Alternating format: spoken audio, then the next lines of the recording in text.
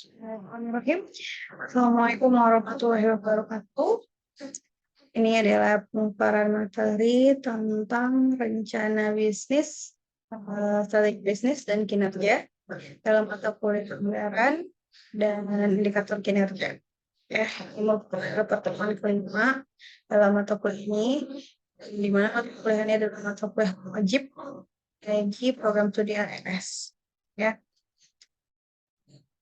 nah, sebelum kita masuk tentang rencana, mengenal tentang rencana strategis, rencana operasional, serta bagaimana cara penyusunan rencana kerja, kita flashback sebentar ya tentang apa yang namanya dengan visi dan misi organisasi, ya, atau perusahaan. Nah, kalau sebelumnya mungkin di semester-semester lalu kalian sudah belajar apa itu visi. Ya, visi itu adalah gambaran dari apa yang ingin dicapai organisasi. Ya, sudut pandang ke masa depan dalam mewujudkan tujuannya. Nah, sedangkan misi itu gambaran dari keseluruhan tujuan pokok dijabarkan dalam rencana strategis untuk mewujudkan visi organisasi.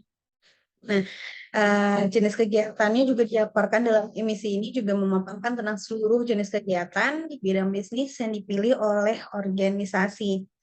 Untuk di dalam jangka waktu tertentu, biasanya itu ada 5 tahun, 10 tahun, ataupun 15 tahun. Tergantung organisasinya mau buat gambaran visi itu berapa lama. Jadi secara garis besar visi dan misi itu apa?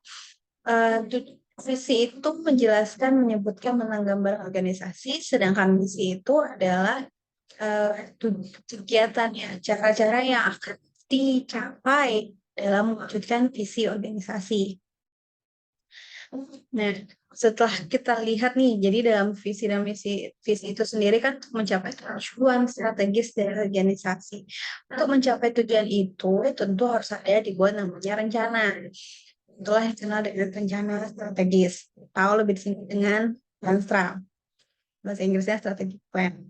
Renstra itu adalah suatu proses manajemen dalam pengambilan keputusan atas program-program yang dilaksanakan serta perkiraan sumber daya yang akan dialokasikan dalam beberapa waktu tertentu untuk mencapai balik lagi ke tujuan organisasi.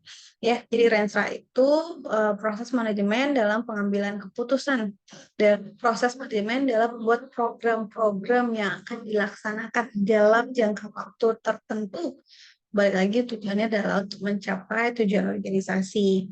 Contohnya apa? Saya kasih contoh ya, misalnya rumah sakit ibu dan anak X, ya sayang bunda lah misalnya. Rumah sakit ini mempunyai tujuannya bagaimana menjadi rumah sakit rujukan pelayanan dari ibu dan anak sewilayah cakupannya, misalnya anggaplah di Kota Padang. Nah, si rumah sakit ini, nah itu disampaikan itu tujuan organisasinya. Jadi rumah sakit itu kan visinya apa? Digambarkanlah visi yang mau dicapai oleh si rumah sakit ini. Terus misi itu menjelaskan bagaimana cara-caranya. Satunya dengan terpenuhinya jumlah dokter, dokter spesialis objek, dokter spesialis anak, terus kemudian adanya fasilitas pelayanan ICU atau pelayanan yang prioritas kegawat daruratan janin, pelayanan untuk pelayanan intensif untuk anak. Nah, itu yang bisa digambarkan dalam misi. Nah, untuk Renstra, untuk mencapai tujuan itu pastinya harus ada rencana. Untuk misalnya memenuhi semua dokter spesialis OB/GYN dengan semua spesifikasi, dengan semua jenis subspesialis. Karena kan walaupun sudah ada spesialis OB/GYN, tapi kan OB/GYN itu sendiri juga macam-macam ya. Ada veto maternal, ada khusus untuk bayi tabungnya, apa namanya, ya. Terus bisa ada yang bagian kansernya, terus ada bagian yang subspesialis dari penyakit rahim. Nah, yang seperti itu kan. Nah, untuk merekrut, untuk memiliki semua dokter OB/GYN dengan spesialis yang seperti itu, tentu harus ada upaya-upaya yang dilakukan. Misalnya kita mensekolahkan dokter yang ada di rumah sakit itu, atau melakukan pendekatan dengan namanya, dengan institusi lembaga pendidikan yang menghasilkan dokter-dokter subspesialis tersebut atau bagaimana? Tentu perlu ada rencana strategis. Nah, tentu perlu ada rencana. Nah, ini kita kan dengan rencana strategis dalam jangka waktu berapa? Oke, dalam rangka jangka waktu 5 tahun ini misalnya atau 25 tahun ini mesti ingin mempunyai misalnya 400 kamar tidur. Nah, kamar tidur pelayanan untuk khusus bayi, ibu dan anak misalnya atau menjadi rumah sakit yang menjadi rujukan bayi tabung. Nah, untuk melengkapi itu semua tentu ada rencananya. Misalnya sekarang rumah sakit ini baru memiliki 100 tempat tidur. Berarti dalam 5 tahun dia menambah berapa lagi? Untuk mencapai nanti 25 tahun lagi ada 400 tempat tidur yang dimiliki oleh rumah sakit ini. Nah, itu ya, itu yang disebut dengan Renstra. Aspek bisnis juga harus dipertimbangkan. Dalam Renstra ini juga dipertimbangkan tentang aspek bisnis jangka panjangnya. Terus juga di Renstra juga menyatakan menjelaskan tentang usaha-usaha untuk mempertahankan dan mengembangkan eksistensi organisasi atau perusahaan agar mendapat manfaat bagi perusahaan, baik pemilik, pekerja, masyarakat maupun wilayah cakupannya. Jadi harus ada upaya-upaya dalam mempertahankan bagaimana rumah sakit ini tetap jadi pilihan masyarakat. Dalam misalnya memberikan pelayanan maksimal, pelayanan eksekutif, lalu menerima semua rujukan misalnya, atau bekerja sama dengan banyak perusahaan asuransi. Nah, itu juga digambarkan dengan di dalam Renstra. Lalu apa bedanya dengan renov? Kalau renov itu kepanjangan dari rencana operasional, operational plan. Nah, ini kalau renov itu adalah upaya yang bisa dilakukan untuk mewujudkan Renstra. Renov itu perencanaan yang memusatkannya pada jangka pendek. Sekarang, apa yang harus dilakukan? Misalnya kayak tadi, Dingin punya 400 tempat tidur di rumah sakit ibu dan saya Bunda di tahun di 25 tahun mendatang. Berarti misalnya kalau rencana itu di 2020, jadi di tahun 2045 itu ada 400 tempat tidur. Nah, 400 tempat tidur itu kan tadi dibagi-bagi ya 25 tahun, terus dibagilah 2.200. Sekarang sudah punya 100 tempat tidur. Lalu dari 400 itu di tahun ini baru di tahun 2020 dari Renstra 25 tahun biasanya dipekat aja jadi Renstra 10 tahun. Dipotong lagi jadi Renstra 5 tahun. Nah, dari Renstra 5 tahun ini dari 2020 sampai 2025 berapa target penambahan tempat tidur atau berapa target penambahan dari dokter subspesialisnya. Nah, setelah itu dari rencana 5 tahun ini nggak ada, dipotong lagi menjadi rencana operasional tiap tahunnya. Itu yang kita kenal dengan rencana operasional atau renov. Di dalam renov ini dijelaskan, saya tahun ini targetnya apa? Tahun ini targetnya adalah menambah 1 orang subspesialis dalam bidang apa misalnya. Di tahun ini ditambah dengan adanya fasilitas pelayanan apa. Jadi tempat tidurnya bisa ditambah lagi ke sana. Misalnya untuk menjadi rumah sakit ibu dan anak dengan spesialis kandungan dan segala macam, atau maternal dan segala macam, mau bikin tahun ini ada yang namanya program bayi tabung misalnya, atau ini uh, bayi tabung. Nah, kalau misalnya mau bikin bayi tabung tahun ini, apakah dalam 5 tahun ini, apakah tahun ini akan dibuatkan misalnya labnya untuk meneliti tentang kesediaan yang sehat si ibu bapak untuk perencanaan bayi tabung. Terus satu misalnya mau nambah tenaga laborannya untuk supaya bisa sanggup ini memeriksa si menerima pasien-pasien bayi tabung. Itu dikenal dengan renov. Nah, dalam renov itu dijelaskan juga berarti daripada dasarnya bahwa renov itu adalah rencana yang digunakan, yang dijabarkan untuk mencapai Renstra. Nah, jadi dalam renov itu akan ada langkah-langkah bisnis yang pelaksanaannya memerlukan kinerja yang optimal dari para manajer, tenaga profesional, dan seluruh karyawan di lingkungan organisasi. Ya, Oke, renov itu punya 2 karakteristik. Yang pertama karakteristik intern dan karakteristik ekstern. Karakteristik intern adalah kondisi nyata yang dimiliki organisasi, baik yang mendukung maupun menghambat bagi pelaksanaan satu atau lebih kegiatan yang akan dilaksanakan sesuai dengan tujuan organisasi. Misalnya, tadi mau bikin 400 rumah sakit, di tahun ini mau nambah lagi dari 100 tempat tidur jadi 100, dari mau bikin 400 tempat tidur di tahun 2025 dan jangka waktu 2045. Yang jangka waktu 2020 sampai 2025 mau nambah 100 lagi tempat tidur. Nah, dalam menambah 100 lagi tempat tidur tentunya tidak sedikit dana yang diperlukan. Harus ada kesiapan dalam misalnya, investasi, terus habis gitu, teknologi yang dibikin kalau misalnya mau nambah tempat tidur lagi mungkin, kita bakalan nambah namanya, apa namanya, lift, fasilitas-fasilitas apa yang mendukung. Nah, kesiapan-kesiapan itu yang dikenal dengan karakteristik intern. Yang kedua ada yang namanya dikenal dengan karakteristik ekstern, yaitu kegiatan mengevaluasi dan atau mempertimbangkan kondisi di luar organisasi atau perusahaan dan memperkirakan mempengaruhi hal positif maupun negatif dalam melaksanakan program kegiatan bisnis yang akan direncanakan dalam renov. Contohnya yang gimana? Misalnya kondisi ekonomi saat ini, misalnya lagi rencana bakal ada resesi atau lagi ada melakukan dalam krisis. Habis itu misalnya itu ada apa? Kebijakan serta peraturan pemerintah ketika ada lockdown misalnya atau ada kebijakan, darurat atau emergensi. Nah, semua rumah sakit harus menerima pasien-pasien ini. Nah, itu dimaksud dengan karakteristik intern ekstern yang bisa mempengaruhi dari kinerja dari si Renov. Nah, dalam pembangunan renov itu sendiri, dalam membuat renov itu sendiri ada hal-hal yang khas yang ada di renov. Yang pertama ada perencanaan produksi, yang kedua ada perencanaan keuangan, yang ketiga ada perencanaan fasilitas, yang keempat ada perencanaan pemasaran, kelima perencanaan sumber daya manusia. Maksudnya ketika kita mau bikin rencana operasional ketika kita mau bikin, rencana operasional, lalu untuk mewujudkan rencana strategis yang didukung untuk mewujudkan visi dan misi dan visi. Nah, itu otomatis harus ada perencanaan produksi. Mau bikin yang seperti apa?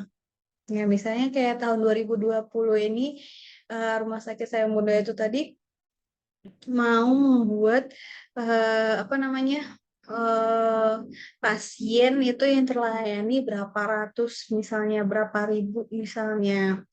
Habis itu harus ada perencanaan keuangan yang seperti tadi investasinya gimana, iya mau bikin 200 menambah 100 lagi tempat tidur dalam 5 tahun ini, tapi pasien yang datang tuh sedikit tahun ini. Nah, yang kayak gitu juga harus menjadi perencanaan. Eee, kalau sedikit, terus bagaimana income-nya untuk menutupi itu. Yang ketiga ada perencanaan fasilitasnya, yaitu tadi mau bikin, tambah lagi tempat tidurnya, berarti harus ada pendukung-pendukung, fasilitas-fasilitas pendukung lainnya. Yang misalnya kemarin dan untuk 100 orang pasien, kantinnya seperti apa. Berarti nanti untuk yang 200 tempat tidur gitu, menampung 200 pasien dalam 1 hari, tempat, kantinnya seperti apa. Lalu misalnya selain kantin, apalagi yang dibutuhkan oleh pasien, musola misalnya.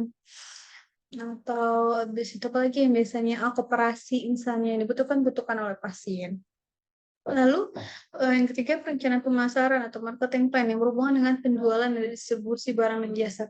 Untuk misalnya, udah rencana mau nambah 100 lagi tempat tidur, lalu kalau pasiennya nggak datang ya gimana? Nah, bagaimana memikirkan citra rumah sakit? Nah, itu dimasukkan ke dalam salah satu rencana yang harus dipertimbangkan, perencanaan yang harus dipertimbangkan ketika membuat renov. Rencana sumber dayanya itu yang penting banget ya. Ketika udah mau bikin ditambah 100 tempat tidur, tapi tidak ada perawatnya, dokternya nggak ada, misalnya nggak sesuai, nggak sebanding dengan jumlah pasien. Atau misalnya jumlah CS-nya, jadinya gimana? Nggak bersih, segala macam. Itu kan jadi permasalahan. Dan itu harus diperhatikan dalam pembuatan rencana operasional. Nah, lalu bagaimana rencana kerja itu dibikin? Rencana ini kita kan belajar melihat bagaimana pembuat rencana strategis sebagai dasar dalam menyusun rencana kerja. Yang pertama bisa dilihat dengan pendekatan perkembangan yang menguntungkan atau profitable growth approach. Dilihat bagaimana kondisi lingkungan masyarakat terhadap rumah sakit itu. Apakah rumah sakit itu merasa masyarakat dengan mendapatkan pelayanan di sana menjadi lebih tenang. Dilihat lagi sarana sumber daya yang dimiliki. Apakah sumber daya yang dimiliki kita cukup? Kalau enggak mesti dilakukan penambahan. Nah, kalau misalnya dilihat penambahannya dari mana dapatnya penambahan ini? Apakah ada atau sekolah-sekolah yang mencetak sarjana lulusan apa tenaga-tenaga kesehatan yang dibutuhkan misalnya mau bikin rumah sakit di daerah kabupaten A misalnya gitu. Tapi tidak ada sarjana kesehatan yang ada tidak ada institut pendidikan yang tentang kesehatan yang bisa menelurkan sarjana-sarjana kesehatan yang dibutuhkan. Nggak ada tamatan bidan yang di situ nggak ada sekolah tentang bidan, di situ nggak ada sekolah tentang perawat. Nah, jadi kalau misalnya orang mau ke sana berarti orangnya dari luar kota lain misalnya. Nah, itu kan akan jadi pertimbangan. Yang ketiga, mengidentifikasi keseimbangan. Ketika mau bikin rumah sakit itu, kan harus dipikirkan eh, juga harus dipikirkan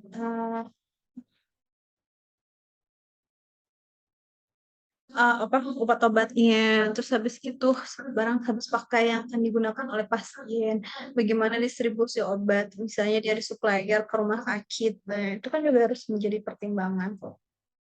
Yang kedua yang bisa dilakukan adalah pendekatan SWOT ya, strength, weakness, opportunity, sama threat.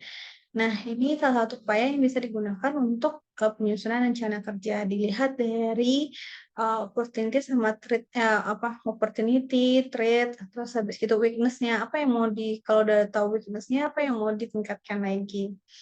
Yang ketiga ada pendekatan sistem atau system approach. Komponen yang berinteraksi antara input, proses, dan output yang harus diperhatikan oleh rumah sakit. Yang keempat, dengan kesenjangan perencanaan. Dilihat dari perencanaan, mungkin rencana dalam waktu 1 tahun ini. Dari triwulan pertama, apa yang bisa dilakukan?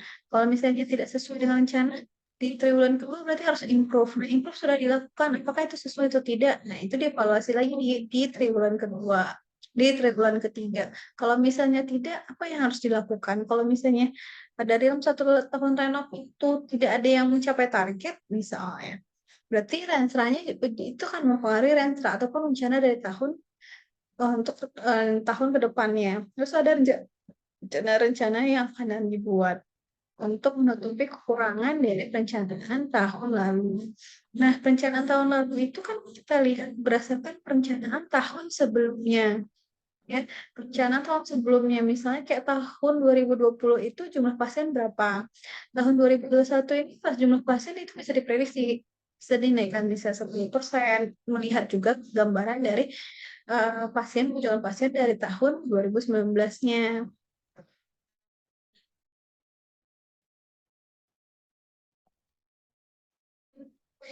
Nah, dalam jadi kan berdasarkan Rensra ya, Rensra rencana strategis sebagai rencana kerja. Sedangkan kalau Menop dalam penyusunan untuk menjadi rencana kerja bisa digunakan pertama rencana sekali pakai. Ini berarti rencananya yang bersifat kondisional aja. Misalnya ada program, proyek, dan anggaran, nah itu dilakukan sekali pakai. Itu biasanya untuk kan langkah-langkah utama yang diperlukan, unit anggota yang dibutuhkan, alokasi waktu yang dibutuhkan dalam dalam setiap langkah-langkah yang akan diambil. Oke, yang kedua, pendekatan yang dilakukan untuk mengatasi situasi pulang dapat dengan perkiraan, bisa dengan menggunakan policy atau kebijakan, bisa menggunakan standar dan peraturan. Nah, kalau policy itu kan lebih kepada pedoman umum ya dalam pengambilan keputusan, sedangkan kalau prosedur standar itu implementasi dari kebijakan yang sudah dibuat. Kalau peraturan itu eh, sesuatu eh, yang tidak boleh dilanggar, merupakan rencana yang tetap saklek jelas dan bukan pedoman untuk perkiraan pengambilan keputusan. Jadi kalau policy itu bisa digunakan untuk, menjadi pedoman pengambilan keputusan, terus juga policy ini digunakan untuk meningkatkan efektivitas organisasi. Kalau prosedur, menjelaskan tentang petunjuk detail dalam pelaksanaan urutan yang akan terjadi. Ini gambarannya ya.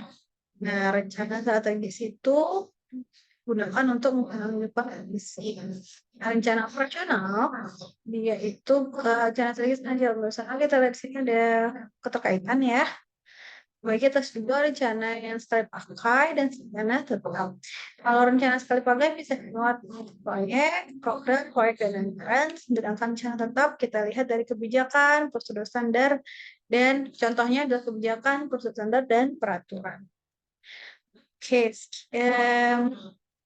lalu setelah kita lihat bagaimana peranan dari si Renstra terhadap rencana kerja, kita lihat juga bagaimana si Renov terhadap rencana kerja. Yang jadi pertanyaan selanjutnya adalah bagaimana peranan manajemen.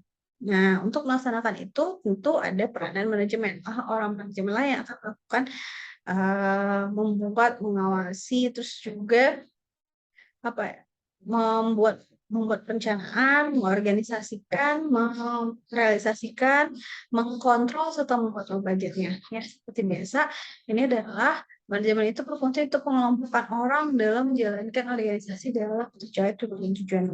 Jadi tujuan-tujuannya itu. Oke, sekian saja penjelasan saya tentang strategis bisnis dan kerja. Nanti kita akan belajar tentang mungkin pertemuan selanjutnya kita akan belajar materi selanjutnya kita akan bahas tentang KPI ya, Key Performance Index. Saya tutup. Assalamualaikum warahmatullahi wabarakatuh.